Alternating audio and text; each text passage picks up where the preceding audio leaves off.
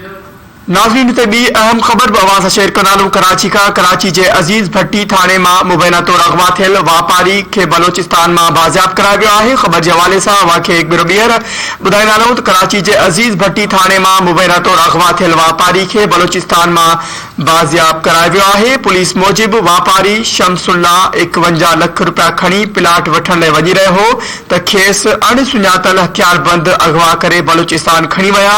मुगवी वापारी के एफसी एहलकारन कार्रवाई करे बाज़ियाब कराए संदन हवाले कयो आहे। खबर के हवाले से अवांखे एक भेरो अपडेट कंदालूं। या ब्रेकिंग न्यूज़ अवां शेयर कंदालूं कराची का कराची जे अजीज भट्टी थाने मां मुबैना तौर अगवा थियल वापारी के बलोचिस्तान मां बाज़ियाब करायो वियो आहे।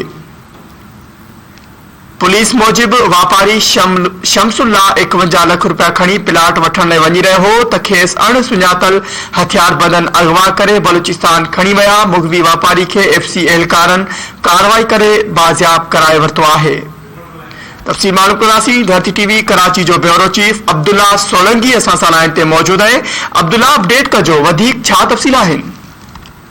जी बिल्कुल, ही अजीज भट्टी थाने की हद है। गुलशन इकबाल में अगवा थियल वापारी अज बलोचिस्तान में बाज़ियाब थी वियो आहे। जॾहिं त पुलिस मूजिब शमसुल्ला 51 लाख रुपया खणी प्लाट ख़रीद करण वञी रहियो हो त अणॼातल हथियारबंदन ज़बरदस्ती गाड़ी में खणी बलोचिस्तान रवाना थिया हुआ। बलोचिस्तान में जेके एफसी है फ्रंटियर फोर्स पारां जेको कार्रवाई कंदे वापारी के बाज़ियाब करण जी दावा पिण कई हुई, पर जेको आहे वापारी पिण जेको आहे ॻाल्हायो त हुन जंहिं ॿुधायो त मरीज में प्लाट ख़रीद करण वञी रहियो त हथियारबंदन में ज़बरदस्त अगवा कयो।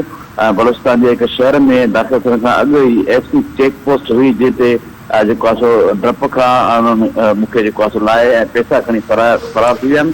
ऐं हुन सां गॾु एफसी चेक पोस्ट पहुती जितां कराची पुलिस सां राब्तो करे पहुचायो वियो आहे। जॾहिं त फरियादी इहो पिणु चयो आहे त पैसा फुरिजी वञण जो केस अजीज भट्टी थाने ते दाख़िल कयो वियो आहे। केस दाख़िल करण बाद शहरी जेको आहे सो मोबाइल डेटा ऐं अब्दुल्ला सोलंगी अपडेट करण लाइ अवां जी वॾी महिरबानी।